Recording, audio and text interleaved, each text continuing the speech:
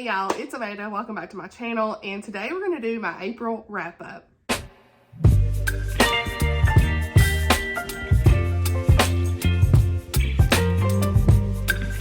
So we have a little bit of a different setup today, but I'm trying to use some natural light that's coming in because it's beautiful outside today. It's actually April 30th. I'm filming this the last day of the month. So I have 11 books to talk about with you guys today. So let's go ahead and get started because your girl's long-winded. I've talked about several talked about several books already on my channel in other videos. Okay, you know what? We need the coffee, okay? I actually love this mug. My mom gave it to me. Ignore my fingers, y'all. Like, I have not got my nails done in forever. I haven't, so ignore my nails. No nails. But, I love this mug. My mom got it for me. Live by faith, grow in grace. So yeah, she got this to Cracker Barrel. And I got me some coffee. Obviously, I don't even know what I'm saying, so let's just go ahead and talk about the books that I read this month. It has been a very good reading month. I didn't really realize how many books I'd read this month when I got sat down to film this, but I didn't really put any pressure on myself. I didn't participate in any readathons or anything. Just wanted to kind of mood read, not have any pressure, and see what happens, and read 11 books. So yeah, you can skip around, by the way, because I know some of these books I've done full video reviews, not reviews, but like full vlogs where I talked about them throughout the reading process. Timestamps are linked below for whatever you want to watch. So as always, I try to do that so you can skip around as you want. But hey, if you're here, let's just talk about it. So the first book I want to talk about is Echoes Among the Stones by Jamie Jo Wright. I did this in the vlog where I read my friend's favorite books. And this was one of Lindsay Lemus's favorite books this year. I think she got 4.5 to 5 stars. And she's going through reading all of Jamie Jo's books this year.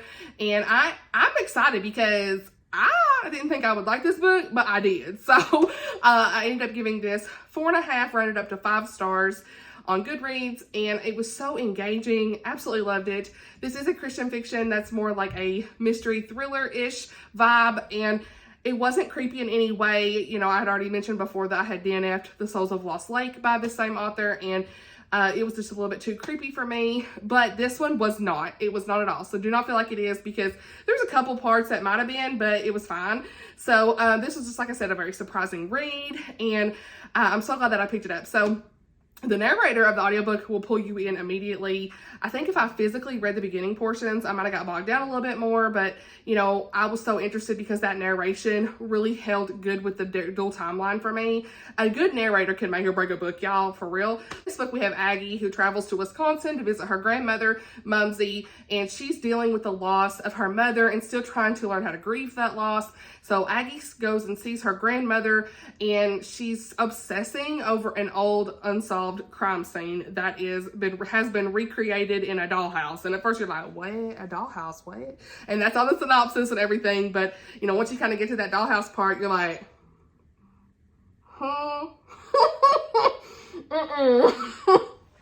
but it's okay. But you really just see like grief, the tone of grief in this, because she's dealing with the loss of her mother, and her grandmother also has some old things going on with this crime scene. So you're just trying to figure out, first off, for me, it was like, how is Mumsy connected to the old timeline? Because that's what's going on in this timeline, you know, Aggie with her grandmother.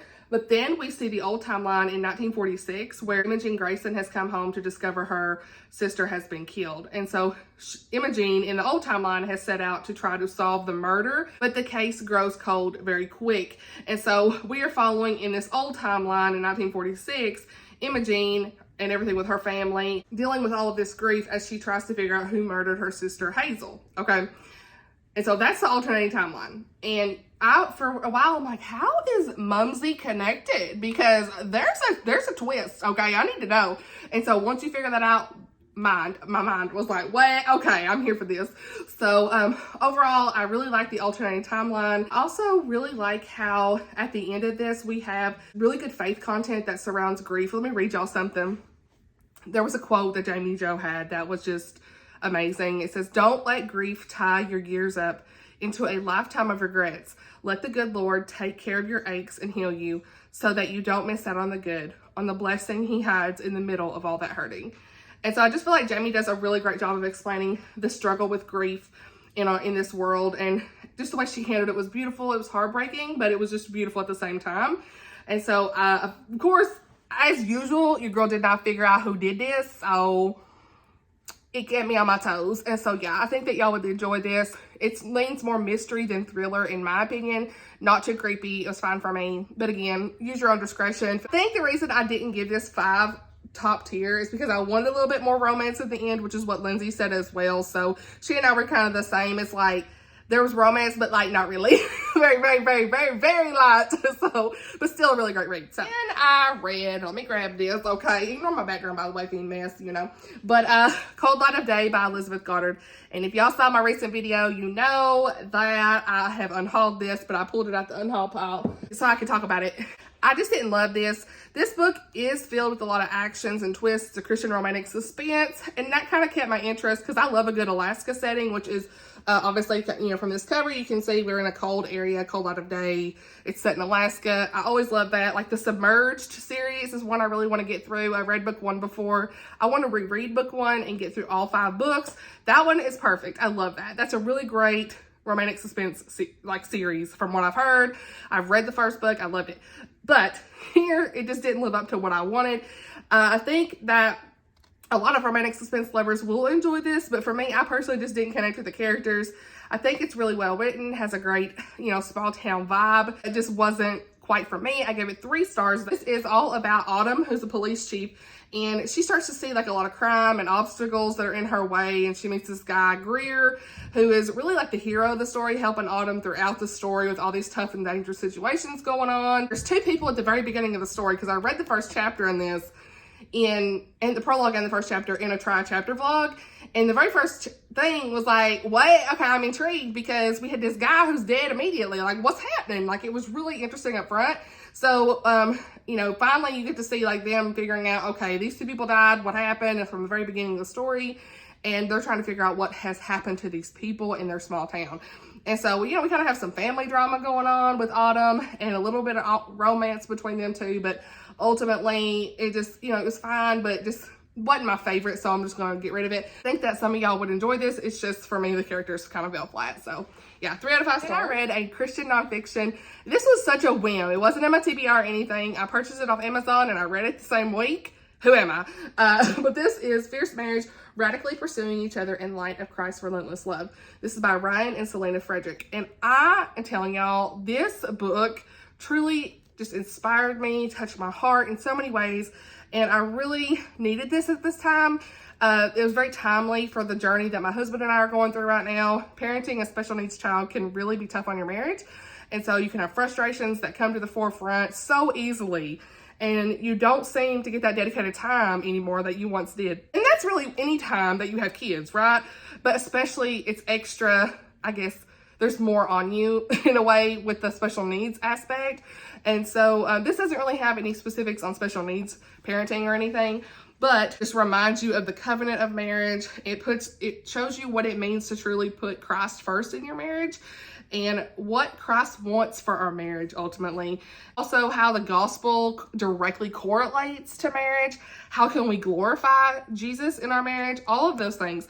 And so this has real life conversations and stories that I could relate to. So I'm so glad that I picked it up. I plan to talk about some of these things with my husband, and this really helped remind me to just slow down, be patient, because I struggle being patient, and work through frustrations. Don't be quick to anger, be quick to that arguing, and just taking frustrations out on one another, and just really think about it. Give each other time.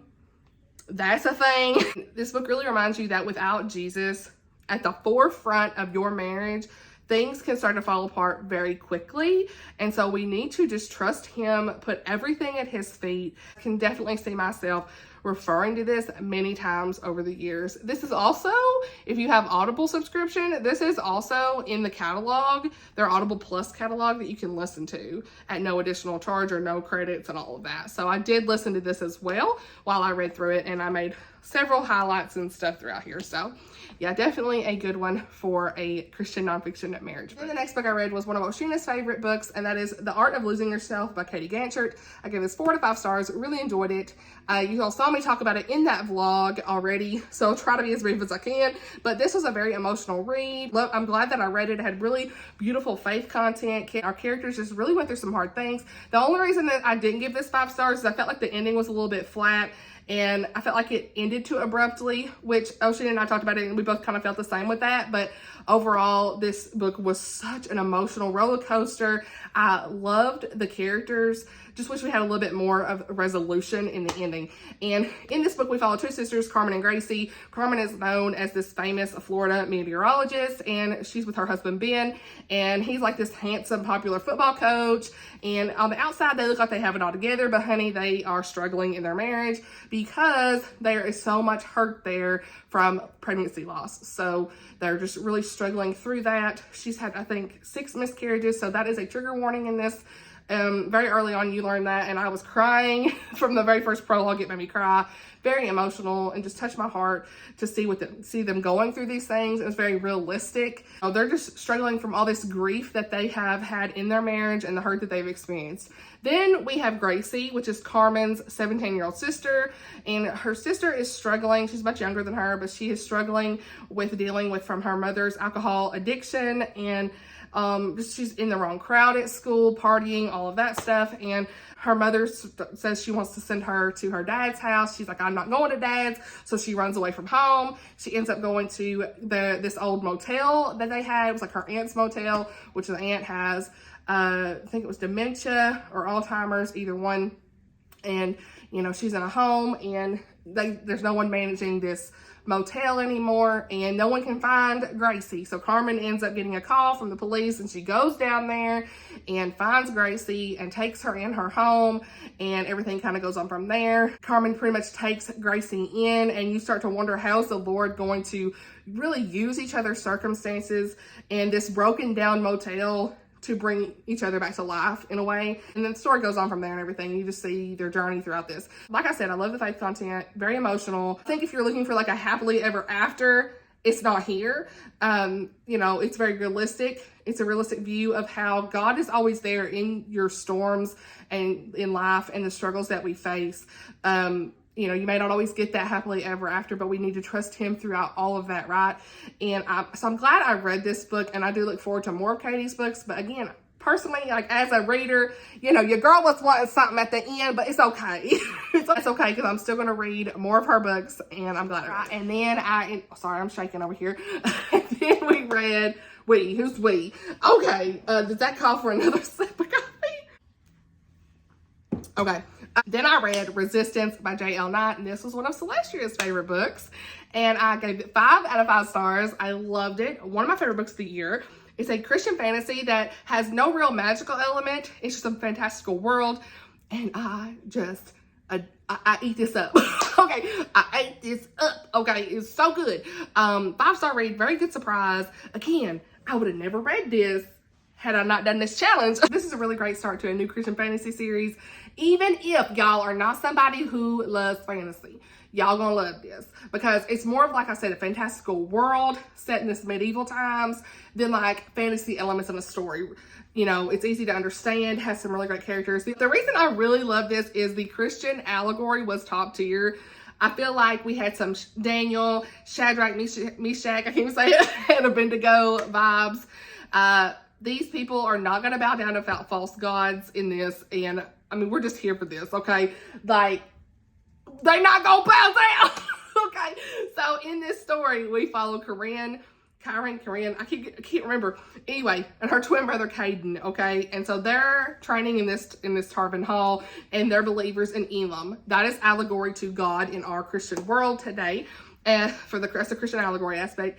And so they have to keep their belief hidden, just like in biblical times. And so things start getting crazy when Chiron's forced to go work for the Emperor Dican, to like read people. And that reminds me of like the Nebuchadnezzar, Daniel, like what? Okay, I'm here. Okay, so this emperor wants everybody to bow down to false gods, and then, you know, we got some people saying, peace out, we ain't doing this. Okay, so anybody who didn't bow down to the false gods is sentenced to death, and so all that's going on. Well, then we got this other guy, Jace. He's half human, half animal. Does he even have a soul? There's some of the more fantasy element there, but people really doubt that he has a soul. They've always looked up upon him with fear and contempt because of the whole half animal thing. It's always the half animal of his kind has always been very dangerous and vicious, but he is not. And so he's a believer in Elam, actually, and he has this faith that he's trying to hold on to, and he feels it crumbling at his hands. But he has this mentor named Rayad who really just takes him under his wing because he was a previous slave and all this stuff. I think he was a slave, wasn't he? Somebody knows say? I don't remember. He was working for people, I guess. I don't know. I think he was, my bad. But either way, he becomes like this father mentor figure for Jace, and Rayad's a wanted man himself. Okay, but he's trying to help him, and they grow really close together over those next few years. Things get crazy for Jace, and then our character perspectives start to kind of mesh together, and they begin to form their own resistance to like go against this emperor. The story pretty much took off from there. So yeah, the whole Christian allegory in this was so good. I can't. I need to read book 2. It's probably gonna be in the summer. Ain't gonna be in May because I got all the Nicole books, but definitely in the summer I'm gonna be reading it because y'all, it was just that good. So the next book I read was The Words We Lost by Nicole Deese, and I already did a full review on this. So again, briefness, will I be? I don't know. I picked this up to honestly read review from Baker Publishing. I really appreciated this story. I gave it 4 out of 5 stars. I quoted one thing in my review: no heartache has ever gone unseen, and no darkness has ever been too dark for the light to overcome. Amen. This book's going to take you on this emotional roller coaster. This is the 3rd book by Nicole Deese I have read. I've really enjoyed it. She just knows how to touch your heart in all these books. She touches on grief in such a way that's going to leave you filled with hope. And I think if you really like books that are like around surrounding that publishing manuscript vibe, you're going to like this. So this is about Ingrid. She's an editor in California, and she is having a really hard time doing her job because of reading manuscripts and such and editing since the death of her best friend Cece. Cece had a brain tumor, and she had passed away before she could publish her last manuscript in her big famous series, big fantasy book series. And so because of all the trouble that Ingrid is having on the job, her boss is about to let her go, but she ends up offering to her, hey, if you can find this old manuscript of Cece's, we'll let you stay, all that stuff. Well, throughout this process, she ends up meeting back up with Joel. Joel was Cece's cousin, okay? Joel brings something in where we know that Cece wanted Ingrid and Joel to work together to find this manuscript. And it's like she's matchmaking even after she's gone, like I said. Yeah, we got that aspect here. And so, you know, Joel and Ingrid start reading this manuscript together, and it's really a story of their past with Cece involved and their friendship, and it's beautiful. And so, you know, they start to work through all their old emotions. They're rekindling. It's like a second chance romance, and they're learning to process through grief still through all of this, and the story goes on from here. And so, yeah, like I said, I truly appreciate this story. I feel like we got this story in a story. You can easily tell in this book where the manuscript is and where the actual story is. Only read the author's note at the end here. It made me cry. It really ties in everything together of what Nicole personally went through. I really like that she had the story in a story because it added that lighter element tied in with the grief that was a little bit more heavier. So it wasn't too heavy, but just know that there is a tone of grief in this story. Really appreciate this story, and I definitely recommend. Then your girl read A Lady's Guide to Fortune Hunting. Y'all picked this for one of my blogs. Again, I already talked about this, but it's okay. So I give this 4 out of 5 stars. It's a cute, clean Regency romance. Has a lot of great witty dialogue. Everything I needed after reading the Katie Gantt and the Nicole Deese book. I definitely needed this, and it really gave me like the Pride and Prejudice vibes. And I've heard that it's really great for fans of Bridgerton. Now, I'm not a Bridgerton fan, but thankfully this is spice-free, totally clean. And so no language or nothing either. So it's a lot of fun. There is a book 2 coming out as well, I think at some point this year. So about Kitty Talbot, Catherine, really, but she goes by Kitty, and she needs a rich husband to take care of her and her family after her father has passed away. And he has all these debts. And so her mother had passed away a year previously to this. And so, you know, she's just trying to save her sisters from ruin and all these things. Kitty starts to search for a man with a fortune. Obviously, we got the fortune hunting vibes, okay? And so with the help of this guy, Lord Radcliffe, she starts being introduced to high society to mingle and find herself a husband to try to help save her family. But it's like, is Lord Radcliffe gonna be the one after all? Because, yeah, that's pretty much it. I mean, we got Lord Radcliffe. They really don't want her to be with his brother. That's the whole thing. So he's like, I'm gonna start introducing you to high society. He sees her for what she's doing. And it's just funny because, like I said in the vlog, it's like, she like, okay, this guy has $4,000 a year. This guy has $2,000. Honey, $2,000 ain't gonna cut it. So it's just funny. The banter and stuff in here is good. The only thing is, I wish more of like the actual romance in here, like who she ends up with. I wish that was more in here versus just seeing her go throughout the story, you know, of who we gonna be with and stuff. But that was still funny. That was the whole point of the story. But yeah, and some parts did drag, but overall it was a lot of fun. And I really like the back and forth between Lord Radcliffe and Cutie. Their banter really cracked me up. It's just a lot harder to read, and it's just what I needed for the time. So yeah, I did borrow this from the library and it's going back, but I do have it, so I could talk about it in this video. The next book I read, also a library read, was Veil of Winter by Melanie Dickerson. This was also tied in the poll that when y'all picked my reads in that video. And so I already talked a lot about this as well, but let's just keep going. So I really enjoyed this one. Y'all knew that Castle Refuge was one of my favorite books of the whole year, and this one was book 3 in that series, and this is The Dare Cocktails.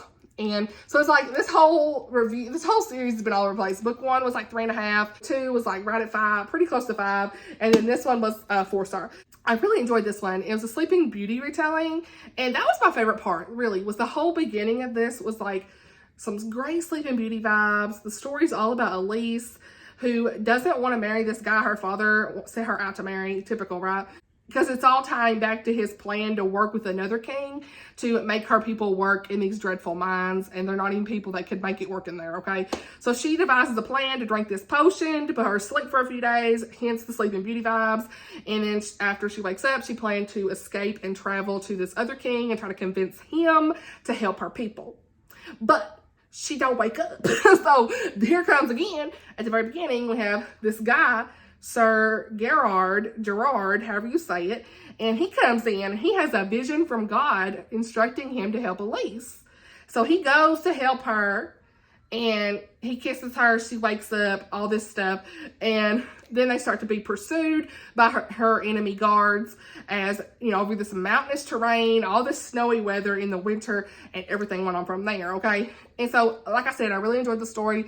These books are always a fun time. They're YA. This one did lean a little bit more on the YA side, but I still really enjoyed it. I personally like that we know our characters are Christian in this series, and you can like see their thoughts to God, and that they're asking for his help, his will throughout the story, in italics in the story. My favorite character really was Sir Gerard. I feel like he was such a good guy. You know, I love that he had this vision from the Lord. It was awesome. The only thing I didn't like about this that kept it from being 5 stars was the romance was like a little bit too insta love. So it's like, really, but again, it's YA, I can forgive, but still, Annalise was a little bit whiny at times, but again, YA. So overall, I think if you like retellings, you're going to enjoy this. It's definitely for a younger audience, but I still really enjoyed it, and I'm going to continue on with the series. I need to get my hand on the next book, but hey, for right now, book 3 down. I'm down. I'm going through the whole series. I think there's another book 5 or 6, I can't remember. Another book comes out in the series this year, so I really want to read the next one because it's already out. So, and it's got a beautiful purple cover. Christy would love that cover, I'm just saying. So anyway, yeah, 4 and 5 stars, okay? And what's the next book I read? All right, y'all, are you ready for this? I've been waiting to talk about this. So in the last few videos, I have talked about When the Day Comes by Gabrielle Meyer. This book, y'all, this book, literally my favorite book of the year. Completely. And I'm reading book 2 soon. But this book had me invested from the very beginning. We got time travel. It's beautiful. Faith content, family, everything. I'm here. Let's go. So this is all about Libby. And she has 2 lives. She has one in 1774, Colonial Williamsburg, Virginia. And the other one, honey, is in 1914, New York. What? So she wakes up every day, alternating different timelines.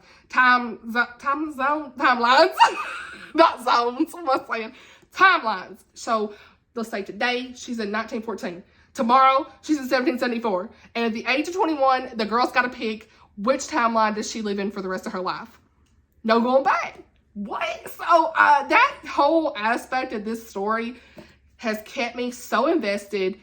It's so unique and it's just beautiful in the timelines. Like the way that Gabrielle alternates the timelines, honey, I'm just saying, is really done really well. So Libby is going through some very difficult things in this.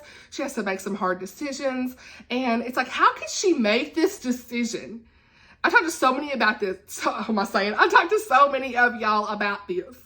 Okay, in my DMs on the Instagram when I was talking about this in my stories, we were like, this was such a hard decision. What would you do, right? Like, what she ends up getting, like, you think you know, but then there's some things that happen and it's like, oh my gosh, how could you ever decide? This whole aspect of, is God going to lead her where she's meant to be? What is his plan in this story for her? Can she change the future without repercussions? And so we start to see all this start to unfold. And my whole favorite part of this, though, honestly, is the time travel. Because, you know, I said Outlander is my favorite. And I don't love the explicit content in there, but the time traveling aspect is so fun and unique and interesting. And it's intriguing to figure out, how does it work, right? And it's like this fantastical element that you don't see in a lot of stories, especially Christian fiction. The romance in here. And then we had this like major twist in the middle of the story and you're like, what is she gonna do? And you know, she just had to trust the Lord for the best path for her in all of this. And this book truly does show that the Lord works all things for our good, truly. As many say that he works in mysterious ways, but we all know it's in his ultimate plan for us and ain't nothing mysterious about that. So even if we don't see it in a moment, he's working. And this book tells us that right there. So the ending was chef's kiss, perfection. I cried. I literally, the ending, when I didn't see it, y'all, I'm walking away. I didn't even see it. I did not see it coming at all. And I literally started crying. I sent my friends a Telegram message and I was like sobbing.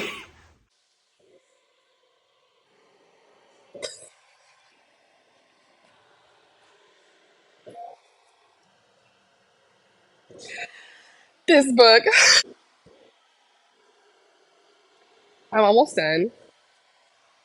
What an amazing ending. This is probably my favorite book of the year. I ain't gonna hold you. I ain't kidding. Oh my gosh. I'm gonna find this book. I didn't see it. So I just can't. And so my favorite timeline was the 1700s with the family, and that's my favorite time period anyway in books. Obviously, y'all know my love for Outlander. We're in the 1700s. And it's just such like a precious time period. There's a lot of like hard things with war and everything going on, but things were simple, weren't they? I don't know that I would survive. I definitely wouldn't, but when you read about it, it's a simpler time than today. And I don't know, I just loved it. I loved Henry in this story. He was one of my favorites. And I don't know, just such a unique story, unlike anything I have ever read. I love the level of faith detail. 5 big stars, that's all I'm gonna say. But I will say this does have some content warnings. So there are 2 small scenes of, marital sexual assault. But in my opinion, and I've talked to several people about this, and many have agreed that it's very minimal, not detailed, very off page. Like the first one is actually just completely off page and she's telling someone about it, about what happened, but it's not detailed. And then the second time it's, you see a little bit, but very, very, very, very light in detail. Like it's not in any way triggering in my mind for me, but I just want to mention that for content because it could be for others. And so if that's like a no-go, you know, just want to mention that. But I've talked to so many people and we all kind of feel the same way about that. So I just want to mention that. But again, overall, this is just such a good story. 5 stars. I can't wait to read book 2. It's in this moment and it's on my TBR somewhere. And I can't. I got to know. Now that I've done gushing about that, the next book I read was a Christian nonfiction. M is for Mama, and I really enjoyed this. This is by Abby Halbertstam. She is a Mama 10, so Yeah, I give this 4 out of 5 stars. I think she just really gives us some good biblical wisdom, variety of topics here, and how to embrace Christ-like motherhood. So throughout it, it's almost set up like devotional style a little bit at the end, because it'll have like questions you can ask yourself. And, you know, there's quotes that are highlighted, you know, like she'll say, here's the narrative and here's what Christ-like motherhood would be instead. You know, she's talking about mom guilt, you know, different things in motherhood. She's got different pages just out through here. I would like to have my own copy of this, I think, so I could highlight different things in here. But the only reason I give this 4 out of 5 stars is just because for me as a special needs mom, there are some things it's like I'm not really going to personally be able to relate to a lot of the things she talked about. But the one thing that I did love the most that was relatable here was she talked a lot about self-care. And it's really more like soul care, time with the Lord, not getting to a point where we actually feel angry because we're not getting, quote, me time. She talks about that time being more so time with the Lord. And so I love the way she explained it was done really well and just really touched my heart. And I could relate to that. I think anybody could have related to that, whether you're a mom or not. And she talked about like a penny reward system with her kids and stuff. But like I said, it was hard to relate to some of the parenting stuff in here because, you know, my son, like, he's autistic. So it's some of the things I didn't fully relate to or be applicable to us in our walk right now. But again, I think many moms would benefit from this. Lots of parenting advice, potty training, that sort of stuff. Bad behavior, how to handle those things. Whereas if you have a special needs child, it's not necessarily going to be by the book kind of stuff. You know, you're just trying to figure out, do therapy and get to where you need to be if you're a special needs parent. But overall, I still really like this and gave it 4 out of 5 stars, and I appreciated it in such a great way. At the end, the last book I read this month is Honest June, book number 3, Secrets and Spies. And I really enjoyed this. I think this is the final one. If anybody knows, if it's not, let me know. But this is by Tina Wells, if I didn't say that. I really enjoyed this. Thank you, Chrissy and Chrissy's Purple Library, for recommending this series to me. It was one of her favorite middle grade books, and I flew through book 1, 2, and 3, and they're just so precious. Baby June, I love Baby June. And in this one, I can't say too much because it's book 3, but we followed her. She's just continuing to juggle her friendships, her first love, consequences of things from book 2 that happened are still going on in here. She's still pretty much under her fairy godmother's truth-telling spell. So she cannot lie. That's the whole point of the whole series, right? So she has to learn how important it is to tell the truth. You know, she's trying to repair relationships and, you know, apologize where she needs to and just to do better and things and talk to her parents as she, you know, should be honest to them of what she wants to do and that sort of stuff. So in this one, she discovers kind of like a family secret about the history of Featherstone Creek where they live, and things kind of go on from there. And it was just a really great closing to all 3 books. I want more in this series because I love their family and everything. So I give this 4 out of 5 stars. Really enjoyed it, and I hope we see more of Honest June. So that's pretty much it for everything. But I want to show the books I did not get to from the library in that one of the first book videos. Oh, I can't talk. One of the first videos that I did this month. And Rebel Belle, I didn't get to it. At some point, I'd like to. Culloden, I actually ended up DNFing this. I read the first 2 chapters. Y'all, this is way too textbooky for me, and I just wasn't in the mood for it. So, you know, I could probably watch something about the Culloden more, but trying to read through this is a little too much textbook descriptive for me with dates and names and things. I was like, okay, I'm just gonna move on. But yeah, I'll put that down. And then you have a match, and in this one, I was like, I ain't reading this. Because literally this large print, and on page 8, we got the F word in big caps. And I was like, I ain't doing this. I'm pretty sure it's page 8. Yeah. F word and the B word on page 8.